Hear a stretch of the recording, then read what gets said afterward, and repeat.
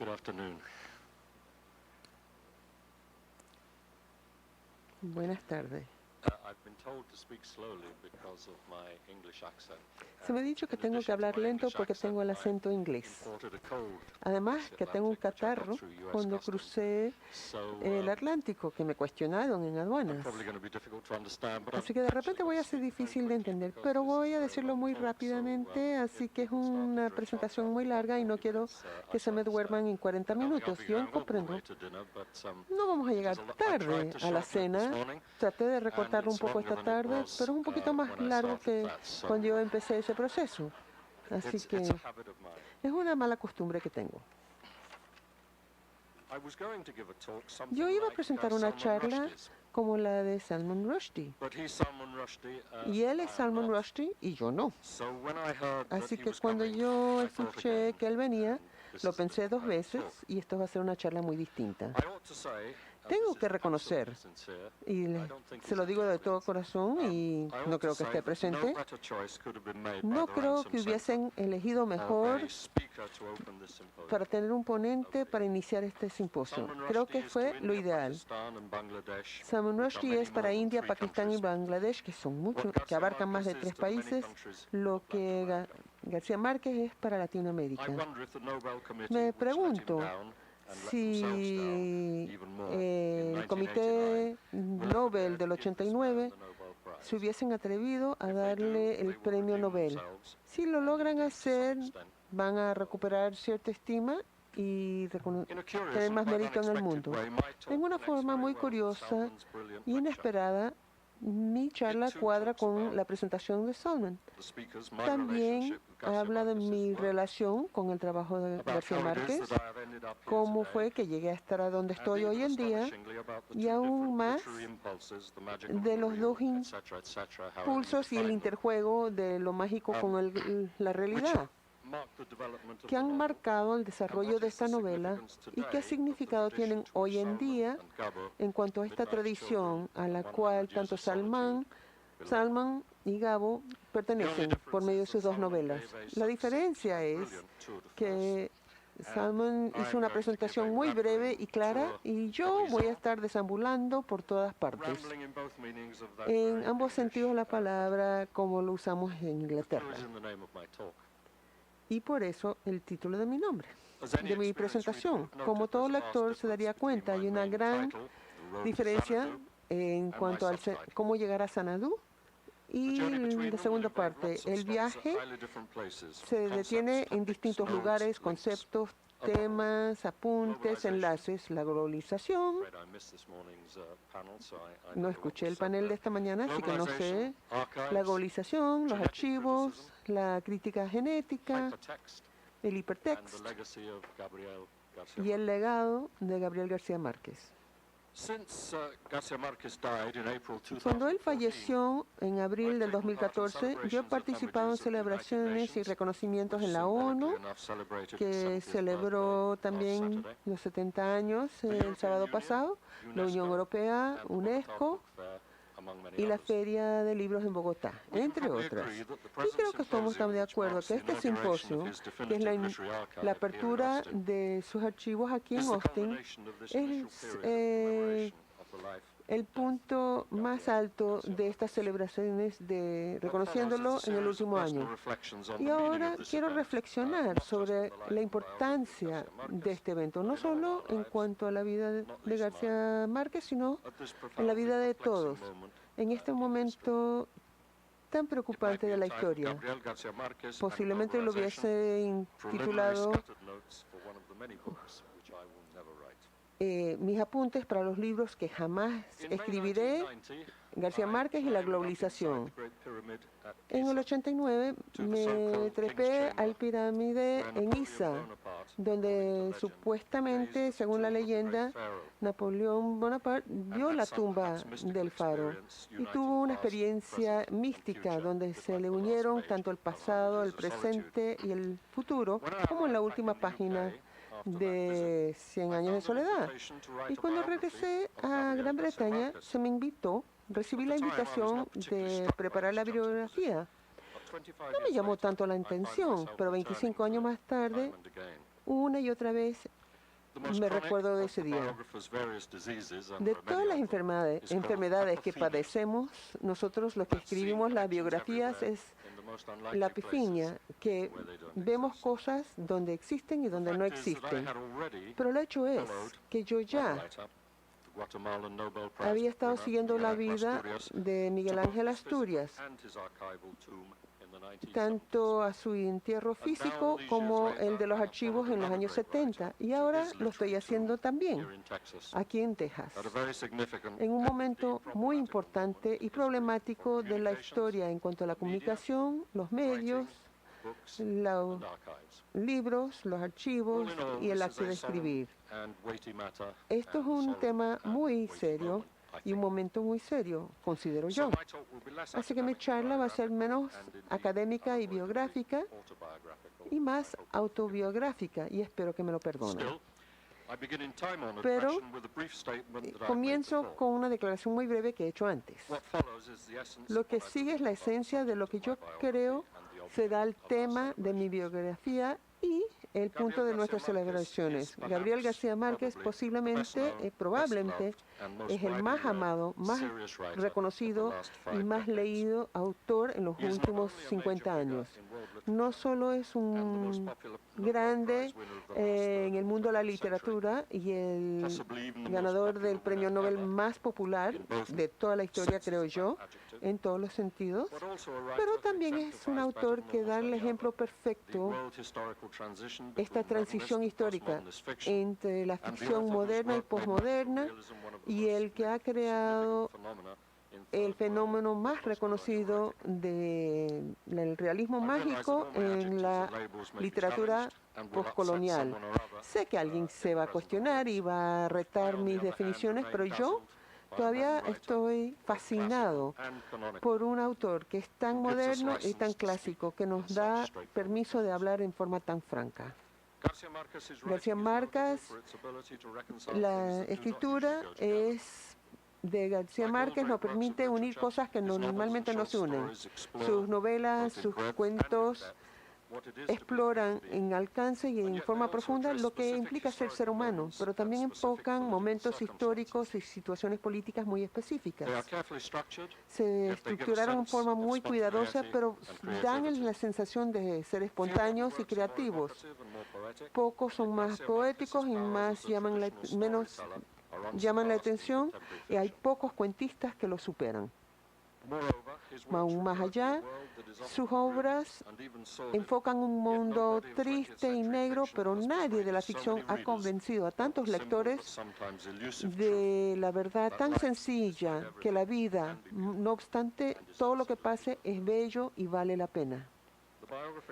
La biografía que yo escribí trata de explicar que si hay algo que se puede explicar, que ese autor logró esa novela, 100 años de soledad, y luego ganó el premio Nobel y llegó a ser un clásico en toda una vida. ¿Cómo fue él el primer autor de la primera novela realmente mundial? Y hubiese podido seguir esta corriente, pero ahí decidí de que de repente debería enfocarme en algo distinto. Y quiero decir unas cosas que no he dicho antes, así que me voy a arriesgar.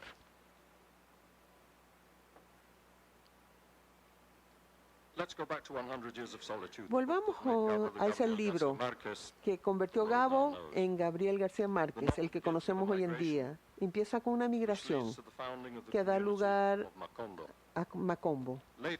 Más tarde pareciera ser que Macombo hubiese estado ahí siempre y que la casa de la familia Buendía también ha existido siempre, pero esto, como casi todos los mitos, no es cierto. Las primeras líneas de la novela también nos cuentan de una segunda migración que se repite una y otra vez, porque siempre hay estos gitanos con Melquíades, cuyo papel es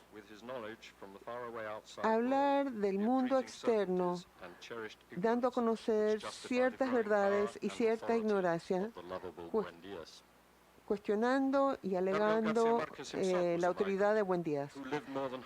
Gabo fue un migrante, vivió la mitad de su vida de su país al sur de la frontera y cuyos poblados siguen volviendo a las tierras natales de donde venían sus familias. Y si hay algo que va a vivir siempre, ahora forma parte de la historia más larga en los archivos de Centro Ransom. Un buen día, dice la primera página, ahora ha viajado a Texas. Y yo, como ustedes, estamos aquí siguiéndolo. En nuestra segunda migración, a su altar, su monumento, su tumba. Somos los primeros de miles de peregrinos que van a llegar. Entonces, ¿por qué titulé esta presentación Cómo llegar a Xanadu? Déjenme explicarle. Y esto es una de las citaciones más reconocidas de Jorge Luis Borges. Un hombre quiere dibujar el mundo y con los años él pobla un espacio con imágenes, con buques, pescados, cuartos, montañas, instrumentos, caballos, especialmente en Texas, estrellas y personas. Pero poco antes de morir, él se da cuenta que este laberinto es su propio rostro. O sea, que la vida es algo como una novela que nos define al nosotros viajar por la vida. Cuando yo realizaba mis primer año de estudios, me llevaron al sótano de la biblioteca de Crystal City para leer un libro prohibido, el Ulises de James Joyce, que en el 63 aún estaba bajo llave. No se podía comprar en el país y era prohibido leerlo en la universidad.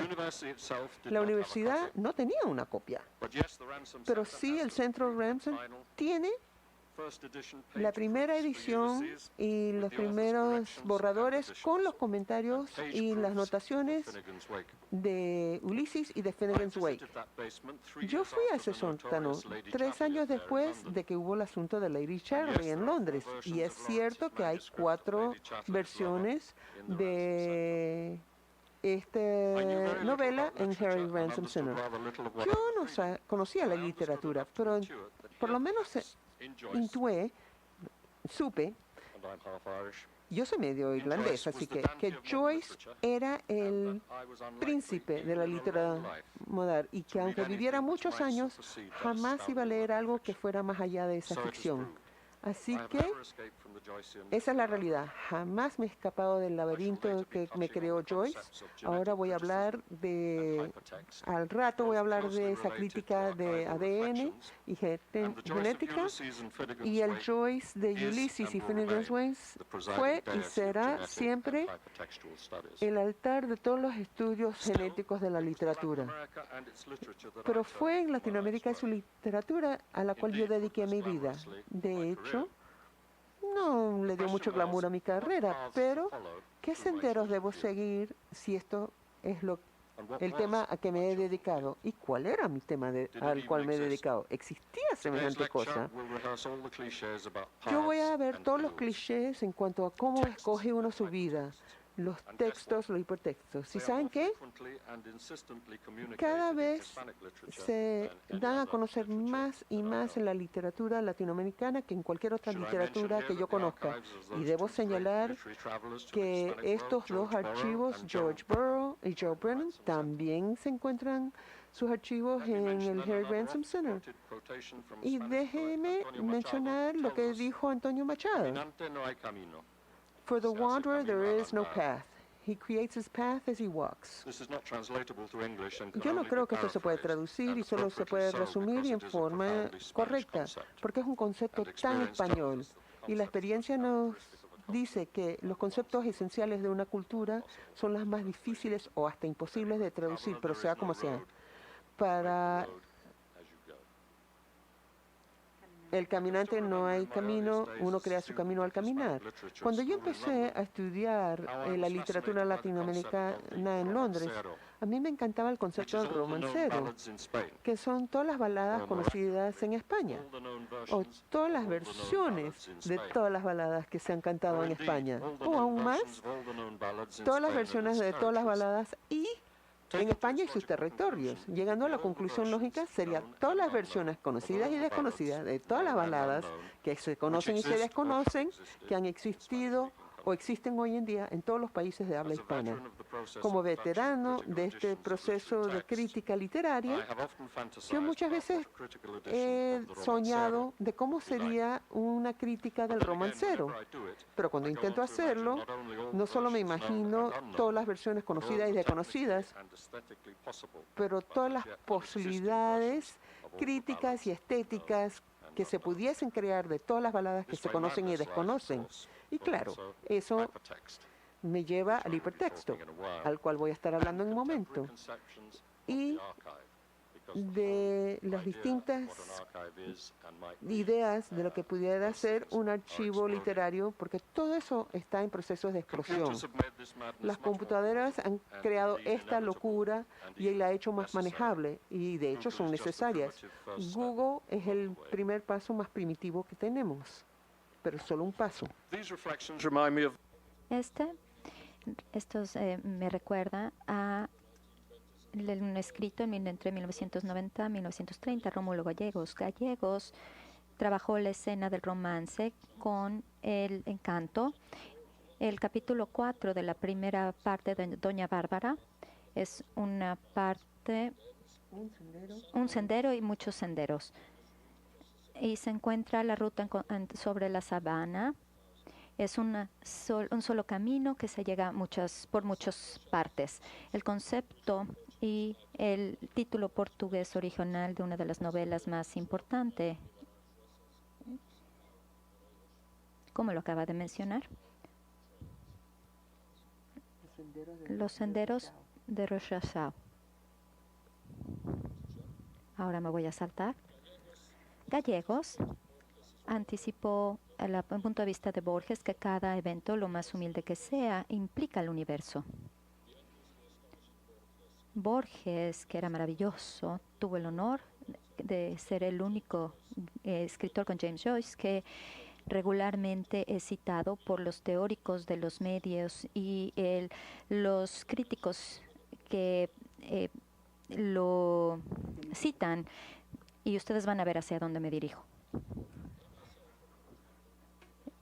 Yo soy un viajador y un escritor. Fue mi sueño, es mi sueño de niño. Y eventualmente eso me llegó a mi primer libro, Caminos del Laberinto, que fue los sueños de un pequeño hecho realidad.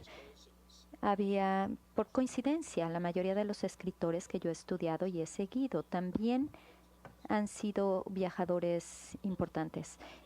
Los que más he estudiado, todos hombres, como sucede, Miguel Ángel Asturias, Gabriel García Márquez y Mario Vargas Llosa, que fueron los 3 novelistas latinoamericanos que ganaron el Nobel. ¿Por qué los escogí? Porque obviamente me encanta su trabajo, porque desde el principio yo sentía que tenía que estudiar la relación entre un novelista maravilloso y su país, o un gran novelista y su gente.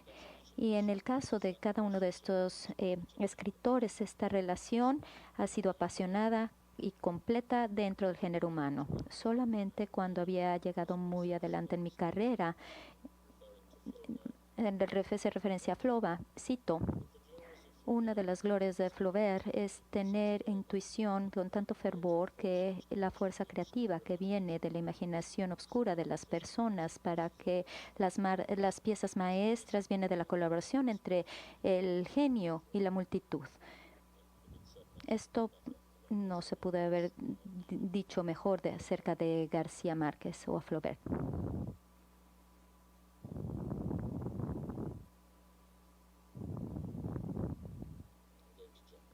Me voy a brincar. Y entonces, crítica genética y hipertexto, y cómo tenemos que pensar en los caminos que vamos a seguir. Y al escribir estos viajes por de los laberintos después de muchos viajes por Latinoamérica en 1980. Durante muchos años, en los 70, estuve produciendo una edición genética de lo que yo creo que fue una de las novelas más importantes que se hayan escrito en Latinoamérica, Hombres de Maíz, de Miguel Ángel Asturias. Desde los archivos de París, al escribir esa edición crítica, me perdí en un libro y en un mundo. Mi prólogo fue como esta lectura y era mucho más largo el prólogo que la novela, casi. Así que también mis notas al pie de página para tratar de explicar cada un concepto y palabras del texto y el contexto fue éxtasis. Sin embargo, fue un intento muy imperfecto y para hacer un monumento al escritor en esta cultura. Y fue sublime, fue una experiencia sublime. En medio de estos textos yo caminé por todos los caminos de Guatemala, subiendo a los pequeños pueblos y villas mencionados en el libro, en literatura conociendo a la vida. Antes de esta experiencia, yo debo mencionar que había traducido la novela al inglés, que no fue fácil porque contenía cientos de palabras que no estuvieron incluidas en la academia, en el diccionario de la real de la academia. Así que yo fui muy afortunado de pasar un año cuando estaba haciendo la traducción en una biblioteca en Stanford en 1971 a 72. Lo que yo estaba tratando de llegar con esta edición genética de crítica fue que si un guatemalteco podía ser un tan estadounidense, era un hipertexto. Avatar sería una versión del siglo XXI de los Hombres de Maíz. Alguien en Texas ha de haber hecho un doctorado acerca de esta novela. Lo que es una versión genética. ¿Y cuál es el hipertexto?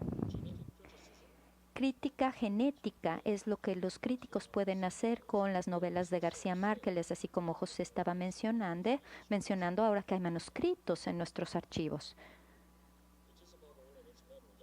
Esta es una guía moderna de muchos académicos que han producido, aunque la crítica viene desde 1950 a finales de 1990. Lo mejor del criticismo, de la crítica genética, es que es más fácil hablar de ella que ponerla en la práctica. Una de las teorías de la crítica genética, Joel Lyle, que también era miembro del comité de la colección de los archivos, especificó que los 4 elementos de esta experiencia eran las letras, el texto, las circunstancias históricas que se definían ampliamente y el ritmo, que era sumamente importante. Y el lector, perdón.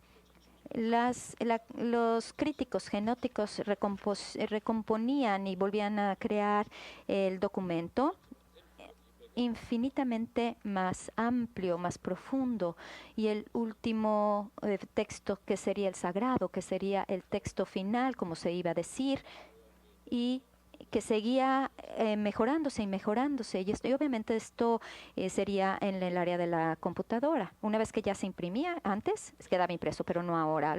El documento más significativo para crear el documento Avalon, en donde se escriben notas y mucha correspondencia, manuscritos exitosos y transcripciones y demás. Una edición crítica genética no solamente define el texto, como fue la intención del autor, pero el otro texto que llegaba al texto final y las variaciones entre ambos. Además, busca este material una vez ya vasto dentro del mundo, y voy a tener mis dudas al decirlo, el mundo real, que van más allá de lo que el autor escribió.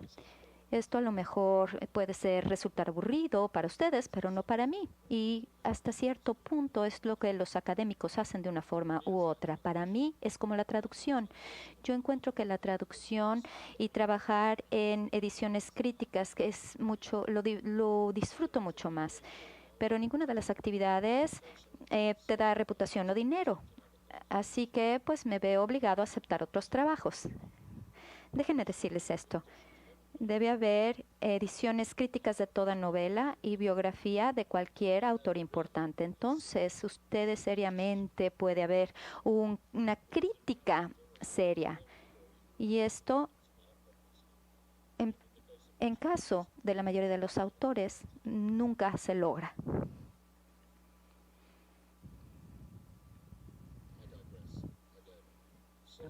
Cambio de tema. Antes de decir algo muy obvio, me encantaría hacer un estudio genético de 100 años de soledad. Me encantaría que alguien me diera 10 años más de vida para poder hacer el estudio genético de 100 años de soledad. Pero para mí ya no hay tanto tiempo. Alguien lo va a hacer. Y van a hacer la mayoría de su trabajo aquí en Texas, basándose en los archivos que estamos inaugurando el día de hoy. Y el texto diagonal en donde va a implicar el mundo entero, o como lo decía Borges, el universo. Y María Vargas Llosa, es terrible admitirlo aquí como me paro en el podio, pero ahora estoy haciendo una biografía acerca de Mario Vargas Llosa, que era el mejor amigo de García Márquez. Conocí a Mario Vargas Llosa en Londres en 1967, un año antes de que yo hiciese la primera visita breve a Austin. Yo estaba trabajando en un trabajo en Miguel Ángel Asturias y estaba visitando Londres 6 meses antes de que ganara el Nobel.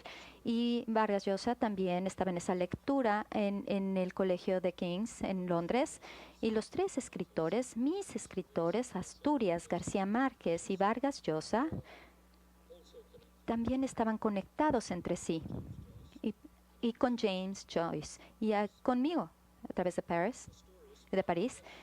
La historia dejaron los archivos y fueron a la Biblioteca Nacional en esa ciudad, y todos sus trabajos iban a ser preservados, y también en un nuevo sentimiento de crítica genética aplicada a sus obras, en donde Los Hombres de Maíz entraron en juego, que fue mi edición. Cada una de estas ediciones de estas obras, de estos trabajos, tendrían que tener acceso a los novelistas. Era un sueño hecho realidad. Te pasabas varios días con ellos hablando de sus obras, de dónde había surgido y el resto de la historia.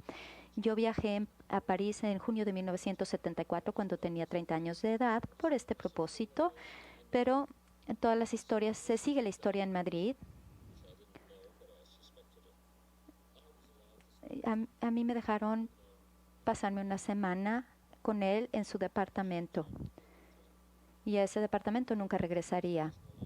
Viendo todo su archivo personal y todos los trazos del texto Avon, en donde estaba todo su trabajo. Yo le pregunto a la Universidad de Austin que si me dieran una semana completa, 24 horas al día, por 7 días, en los archivos de García Márquez, voy a presentar mi solicitud. Estaba escondida, enterrado en una biblioteca o en una tumba en París, y su trabajo estaba en una biblioteca en París.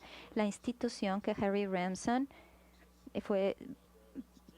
era su sueño emular esta biblioteca, pero en Austin.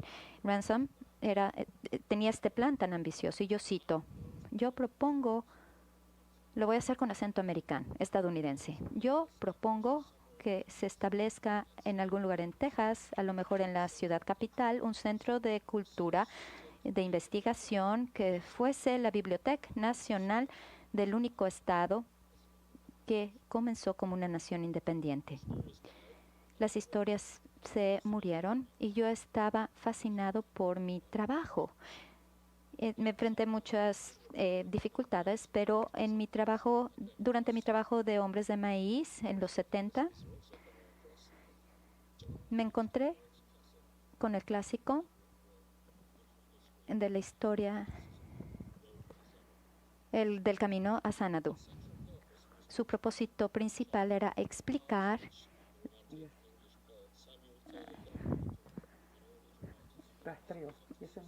y hacer un rastreo de los poetas y cómo lograron estos temas.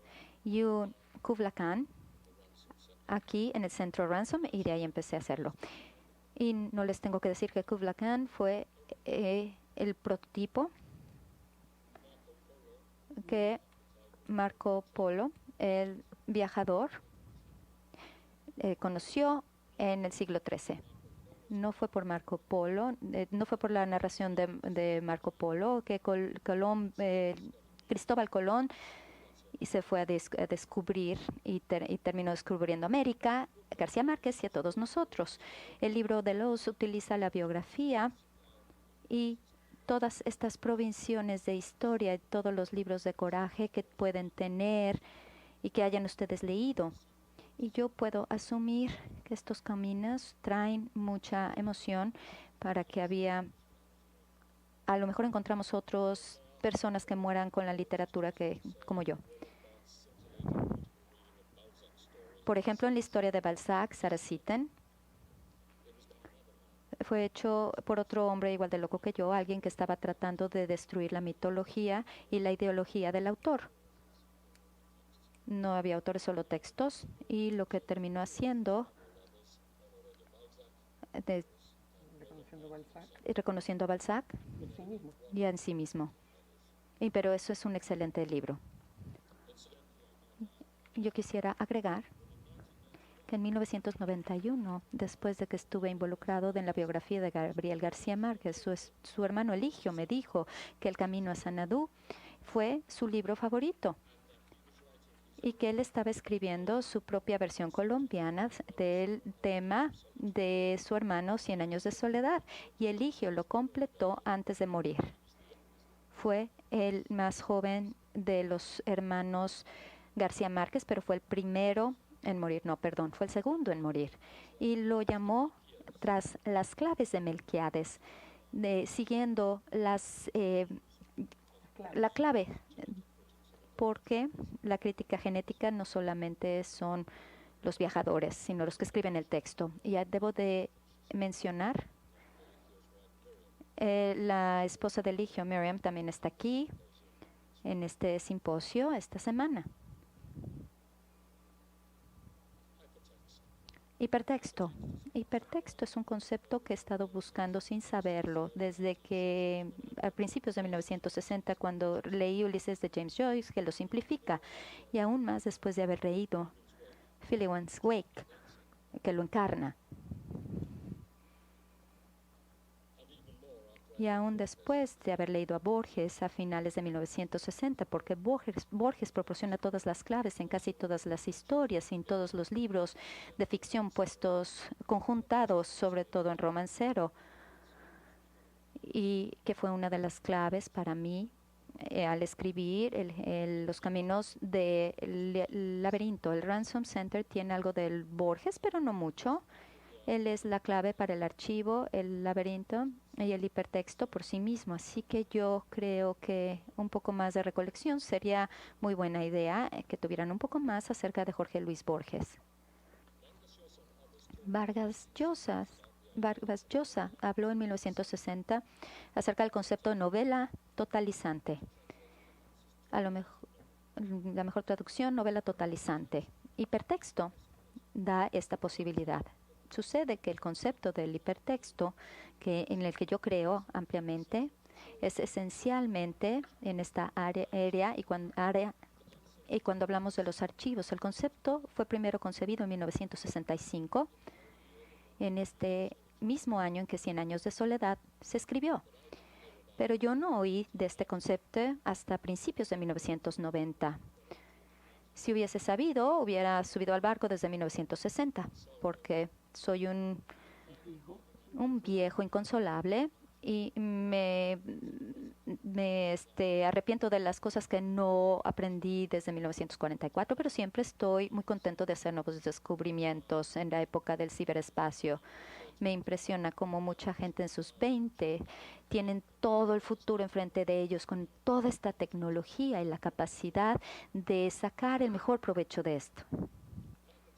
El hipertexto y las computadoras íntimas y personales están interconectadas. El hipertexto es un texto que realmente incluye muchos textos. Ahora pueden ver las ediciones críticas. Es un texto con todo un mundo bajo de esto y las conexiones que te llevan a todos lados, donde tú quieres ir. Finnegans Wake es lo más acercado a la literatura en cuanto a este concepto. La problemática entera se encuentra en Vannevar Bush, un asistente de Roosevelt durante la Segunda Guerra Mundial. En la meditación de 1945, Bob Shorgan dijo la sobrecarga de información que se presentaba. Y se parecía algo a nuestros iPhones o teléfonos iPhones que tenemos ahora. Y que va a salir el nuevo ahora. Él le llamó a este aparato que no existía un MEMEX y que también era memoria e índice conjuntados, MEMEX. A lo mejor, por sorpresa, Vannevar Bush dijo que las humanidades eran un desperdicio de tiempo, pero la siguiente persona a confrontar el problema y la promesa fue el maverick de la computación, un excéntrico, un nerd, en 1960, se llamaba Ted Nelson, de los 60, que había estudiado literatura y dijo el concepto de hipertexto en 1965 y llamó al sistema que empezó a trabajar Xanadu, en honor al libro de John Levenson. Pueden revisarlo en detalle en Internet y pueden probar su aparato hipotético. Y van a encontrar muchas conexiones ramificadas que van en diferentes lugares. Es extraordinario. Si se hubiese imaginado Bush el iPhone, él hubiera imaginado el intelecto. Algo más visionario, mágico y no tan comercial. Él creía en creencias de que el Internet no tiene la relación que él llama en un sistema conectado se podía crear. El hipertexto es un texto que no está limitado a ser lineal. ¿Se acuerdan de la lectura de Rushdie? La idea de literatura lineal, que es realista, y la de Gabo, que no es lineal. Texto que tiene que relacionar los mensajes y las gráficas, video y sonido, y tiene que ver todo con la escritura. El nombre de Nelson se puede imaginar como la hipermedia. Y lo digo, y que es un nombre que nunca utilicé. Lo digo como alguien que no ha utilizado el PowerPoint.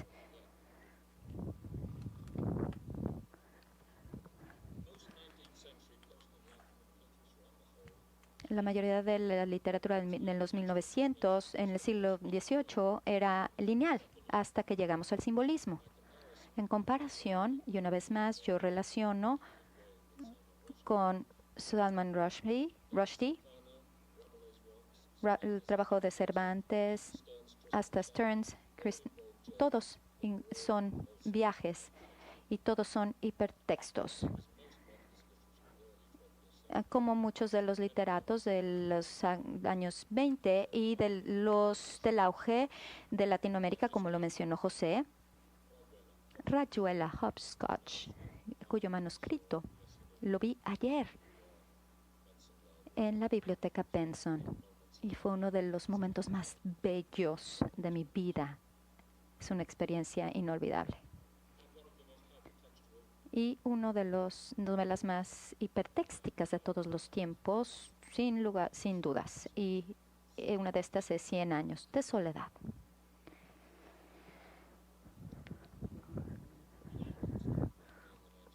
Voy a hablarles de mí en 1960, pero creo que me lo voy a saltar. Cuando escuchamos la palabra Xanadu, también pensamos en Orson Welles, en El Ciudadano Kane, y William Randolph Hearst. Rupert Murdoch de su era, que fue una influencia en la declaración de la guerra en España en 1898 en su edición de periódico. Esto se completó el triunfo histórico del mundo anglosajón sobre el mundo latino. Pero como sabe Texas, nunca termina hasta que termina. Wells, que se construyó en California, por ejemplo, y su palabra era Xanadu, basado en el mismo poema que inspiró a John Livingston. En Xanadu, Kubla Khan, Président de Cri, el señor está citando el poema. En el cine, el ciudadano Kane acaba con su amante Susan Alexander y en la cárcel se convierte en un mausoleo con dos palabras claves, Xanadu y Roosevelt. Los temas principales son poder y amor, y en el ciudadano Kane se interrelacionan. El punto era que Xanadu es una palabra que se refiere a tolerancia y poder. Mi experiencia como poder económico y político fue muy se volvió casi nada cuando empecé a trabajar en Gabriel García Márquez. Podía conocer a gente como Felipe González y Fidel Castro y casi a cada persona que quería yo conocer, siempre y cuando fuera yo paciente y oportuno. Carmen Balcells, que era su representante literaria. Cuando tienes un autor como Gabriel García Márquez, puedes hacer una fiesta política, empezar una religión u organizar una revolución. Como yo mencioné, en los meses antes de que muriera, fui a muchos homenajes a las Naciones Unidas y en Nueva York con Ban Ki-moon, y también la Unión Europea, y en Bruselas con Martin Schulz y la UNESCO con Evin Nabokova. Esto no ha sucedido con ningún otro autor. García Márquez aún tiene su propio país. Cada año la Feria del Libro tiene un país que es el que lo presenta. Cuando fui en abril este año, el país invitado era Macondo, hablando del poder influyente, mortalidad e inmortalidad. Descubrí en 1990, cuando comencé la biografía, que trataba tanto de la vida como de la muerte. De hecho, son obituarios muy largos. Yo solo llevaba trabajando en el mío por algunas semanas, cuando un periódico en Londres me pidió que trabajara en el obituario de Gabriel García Márquez y yo lo hice con gusto. 23 años después, en abril de 2014, actualicé este obituario y finalmente fue publicado.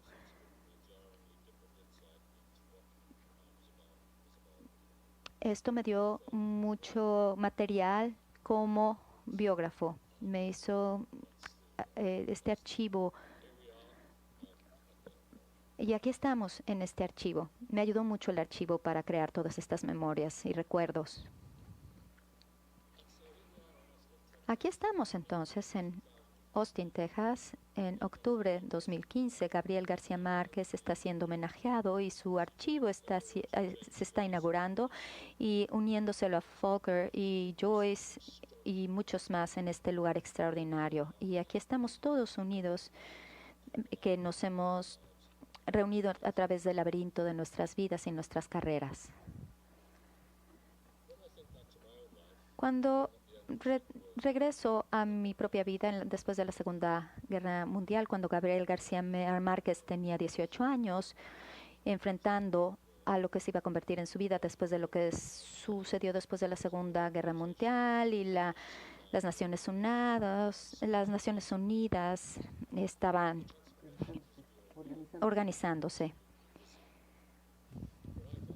Cuando empecé a ir a la escuela a principios de 1940 en Londres, que había caballos en las calles y que había tanto smog que no los podías ver.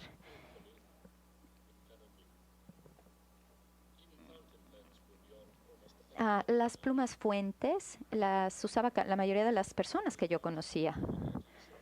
No surgían las plumas regulares hasta 1960, los bolígrafos. En 1955 la utilicé. Si yo reprobaba ese examen, no estaría hoy con ustedes como con García Márquez. Era un genio, pero si no hubiese acabado su bachillerato, no estaríamos hoy aquí. Está comparando sus estudios. No fue sino hasta 1960 que las máquinas portátiles estuvieran disponibles. Yo tenía una en mi casa en donde escribí mi doctorado en 1970. Y en ese momento la mayoría de las oficinas empezaron a usarse las máquinas eléctricas, máquinas de escribir. También yo usé una en 1978. A mediados de 1980 las computadoras personales entraron en el mundo. Y escribí en Armstrong, que era una computadora muy barata en 1988, y a mediados de 1990 se establecieron la Internet y ahora todos tenemos iPads y tabletas y teléfonos iPhone. Uno de los temas centrales de 100 años de soledad es cuando llega en Macondo, Harakataka, de la tecnología capitalista. No solamente el capitalismo, pero el liberalismo. En 1962, en la galaxia de Gutenberg, Maxwell McLuhan inventó y exploró el concepto de la aldea global, de la transformación de los medios impresos a los electrónicos. Se estaba hablando de todos los mundos que se habían convertido en nuevos pueblos a través de las comunicaciones. Y su idea era una pequeña aldea en el mundo que iba a ser globalizada. En la primera aldea global es Macondo, en mi opinión. En 100 años de soledad.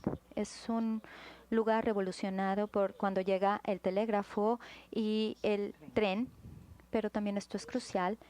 Estas transformaciones históricas, forma retroactiva, en donde entras al medio de satélites y el área espacial y la época de las computadoras. Es el mundo antiguo visto a través del nuevo mundo. Y una de las cosas de Gabriel García Márquez es su amor. O Carlos Fuentes, siempre utilizabas dos dedos, o Vargas Llosa seguía escribiendo con una pluma fuente. Carlos Fuentes, como yo dije, no podía hacerlo, pero García Márquez desde el principio, antes de que yo lo conociera, o cuando lo conocí, ¿no te choca que todo lo que creías, el colapso del mundo socialista, esto no te rompe el corazón? Esta fue la primera vez que me reuní con él y él me dijo, tú no entiendes, es historia y tiene que ser aceptado. Ahora yo puedo ver que el siglo XXI va a ser una era de transformación tecnológica y vamos a vivir muchos años más. Pero no sé si estaba en lo correcto o no, pero eso es lo que él dijo.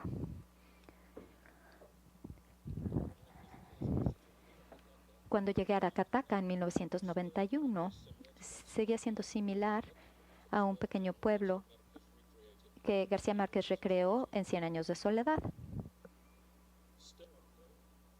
Sin pavimento, sin sistema de drenaje.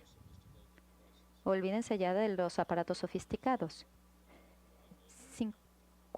15 años después, en mis últimas visitas a Aracataca, me sorprendió encontrar que había internet en Aracataca, un café de internet, y que los arreglos se podían hacer a través de celulares. Y cuando yo estuve ahí, tenían acceso a celulares. Podían llamar al monte y regresar. Si alguien se había muerto, por ejemplo, en el monte, podían avisarles por teléfono y demás.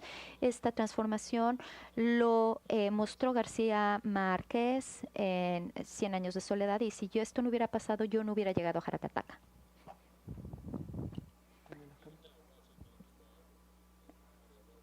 Ahora que estoy escribiendo la nueva biografía de Mario Vargas Llosa, es completamente diferente a la última experiencia con García Márquez. Tecnológicamente, la última biografía era esencialmente tradicional, cientos de notas y muchos papeles. Y obviamente yo empecé a escribirla en una computadora. Esta vez, aunque Mario Vargas Llosa es sumamente tradicional en la actitud. Él escribe en papeles con una pluma fuente, sin computadores. Yo he estado haciendo una biografía digital utilizando la Internet y Amazon, que es mi biblioteca, de una aldea pequeña y global del tamaño de Alacataca y sin ninguna biblioteca académica de ningún tipo. Hace 15 años yo hubiese sido incapaz de escribir una biografía de un autor extranjero bajo estas circunstancias. Y obviamente el mundo ha cambiado. En mis últimas 2 biografías que escribí en las últimas 2 décadas ha cambiado muchísimo todo. Mark Twain, a quien yo comparo mucho con García Márquez, decía que él fue el primer escritor que presentó un manuscrito hecho a máquina. García Márquez, otro paradigma, fue uno de los primeros escritores y ciertamente uno de los más importantes en producir una novela maravillosa utilizando una computadora un siglo después de Mark Twain. Ya se podía producir en una Mac. Y García Márquez atravesó el continente y con un collar, un disquete, colgado al cuello, hecho con unas cuentas. Luego Eva Foster. Robots tan inteligentes como los humanos o humanos que han sido trasplantados con nuevas cabezas y cerebros y que viven tanto tiempo que son casi como robots, como lo que señalaba Borges, el inmortal. Estamos justo siendo los mismos seres humanos que Cervantes y Shakespeare escribían. Ellos los vamos a festejar el próximo año conjuntamente. Esa era va a terminar muy pronto. Y ahora lo que llamamos ciencia ficción, ahora va a ser la realidad. Lo que García Márquez y Vargas Llosa han hecho, ahora lo que yo estoy escribiendo, ha estado ya archivado en un pasado nostálgico. Nadie ha escrito cartas desde hace mucho tiempo y nunca más tengamos versiones múltiples de textos con muchas variables y reestructuras y todos los cambios y cómo surgieron y las secuencias. La sociedad ahora tendría más significado. Lo que había antes en la sociedad tendría más significado que ahora. Ya no creemos en obras maestras. Tenemos celebridades que tienen 15 minutos de fama y son considerados como genios. Pero bueno. Voy a parar de hablar de esto. Pero regresando a los archivos. Como ya mencioné, cuando estaba viendo estos archivos en París, imagínense cuánto tiempo dormí. En 2 meses en la casa de su hermano en la ciudad de Guatemala. Hace 4 años tuve 6 semanas en la casa de Vargas Llosa en Lima.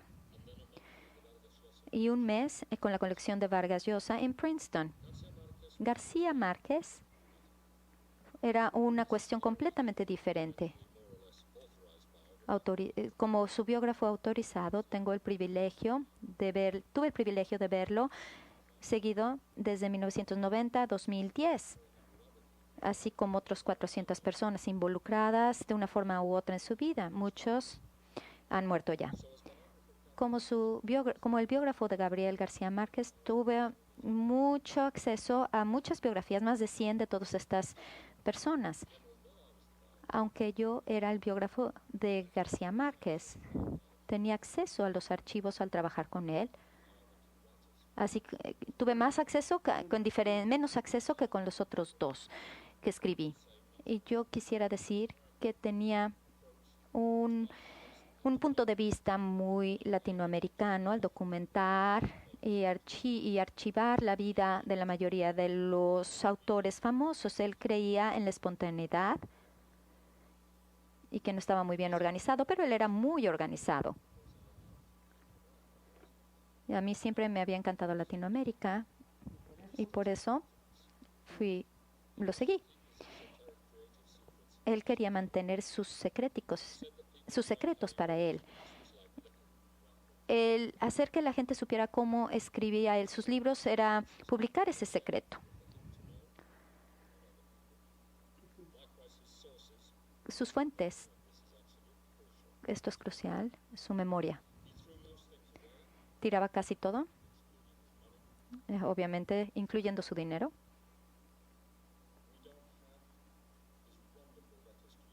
No tenemos las cartas maravillosas a su madre que le escribía desde la escuela.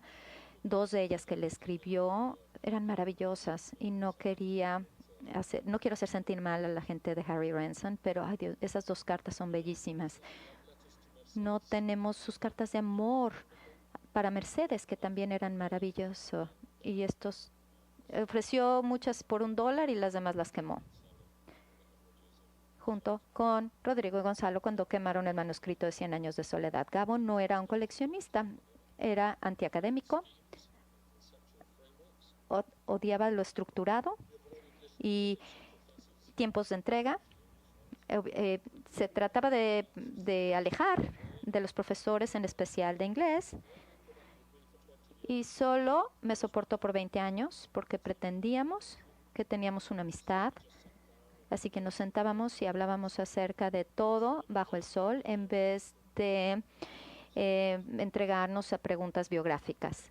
Nunca lo grabé y nunca escribí ninguna nota en su presencia, a no ser que él me diera un teléfono o una referencia a un libro o una dirección.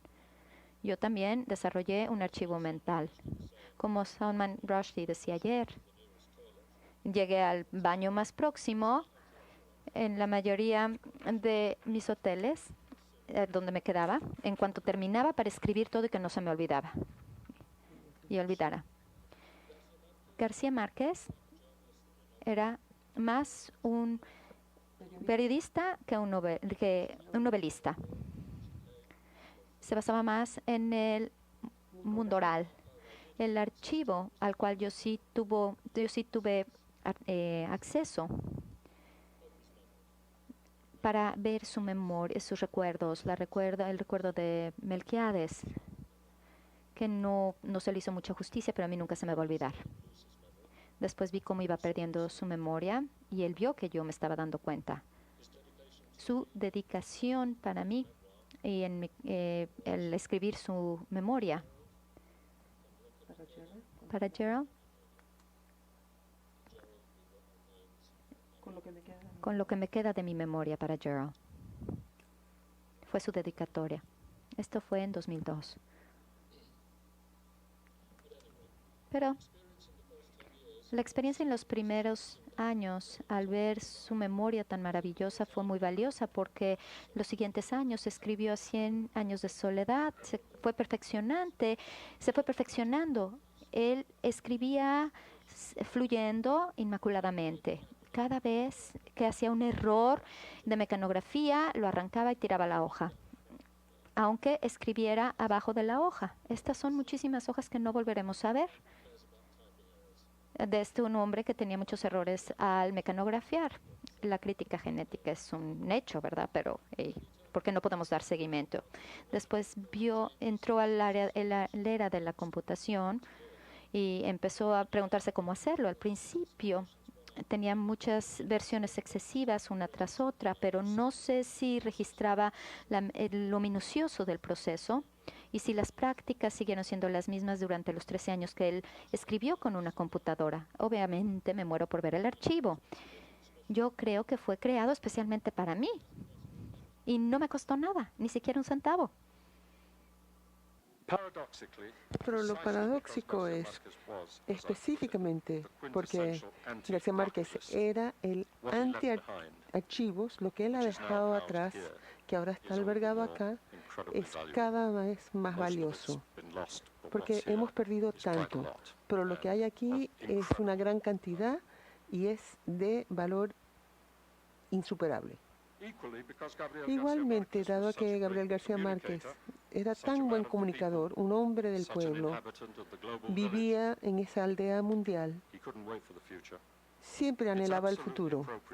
Es totalmente apropiado que su familia ha aceptado que gran parte de este archivo deberá conservarse en forma digital para estar disponible a todo el mundo.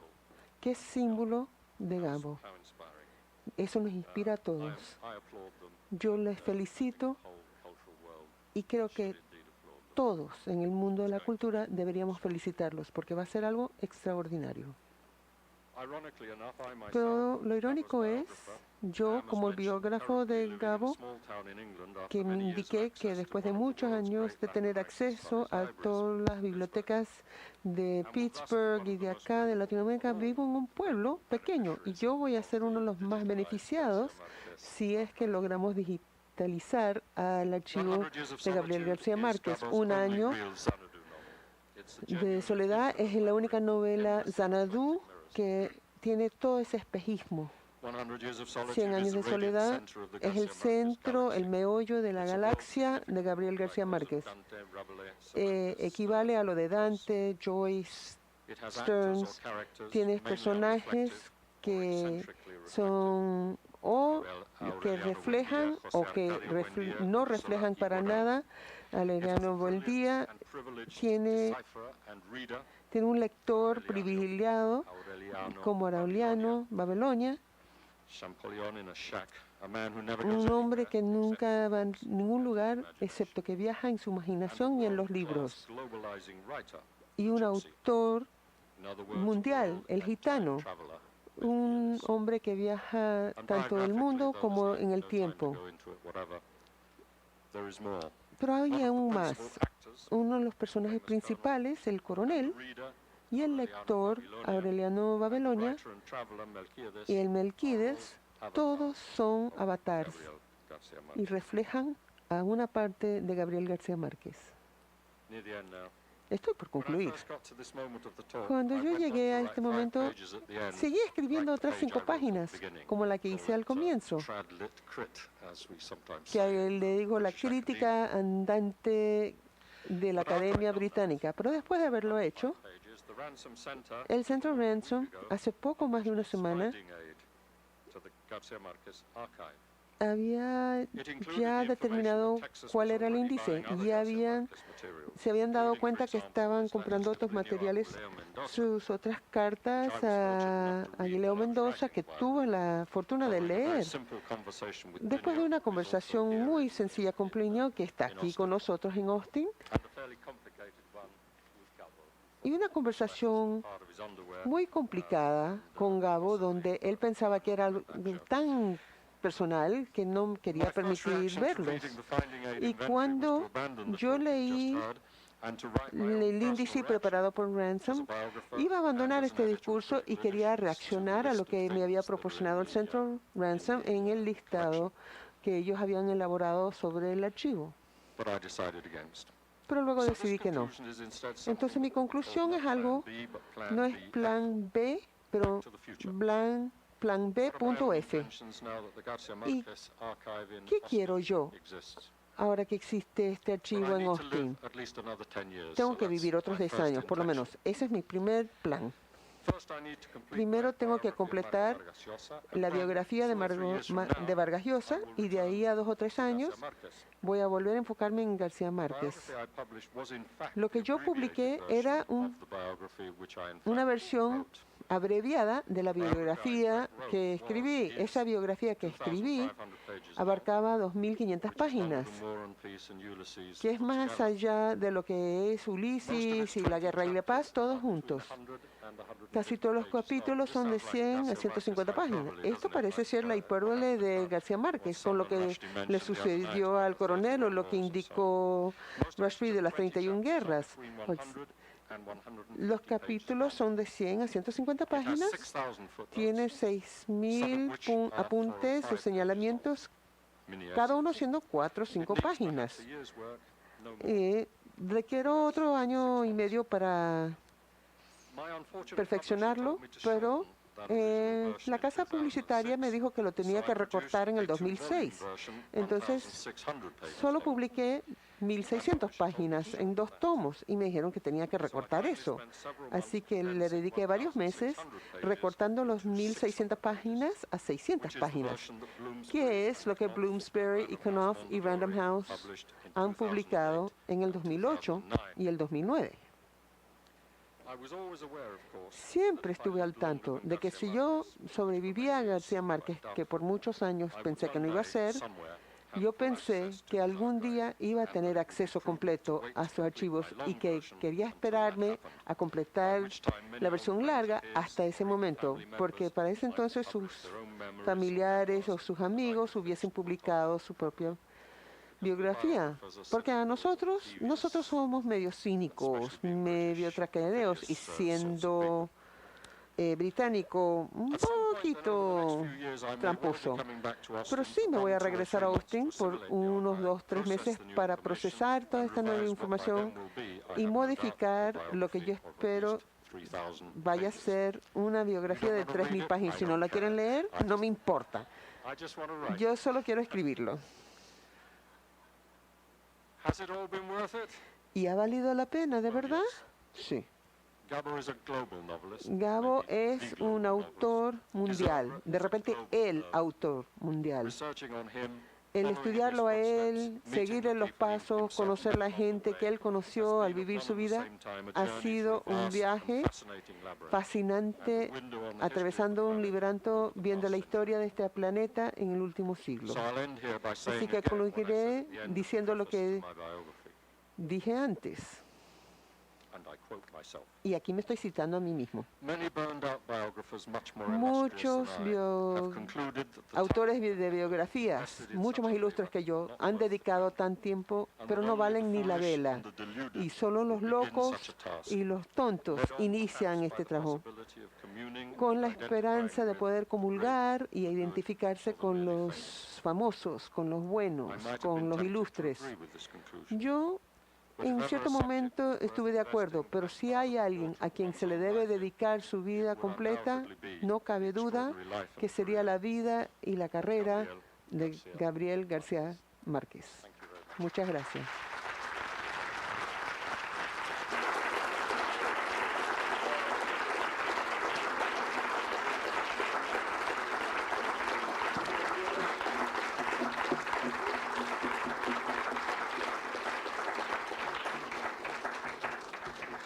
Thank you for your patience. Gracias por su paciencia. Es una plática muy larga. Gracias.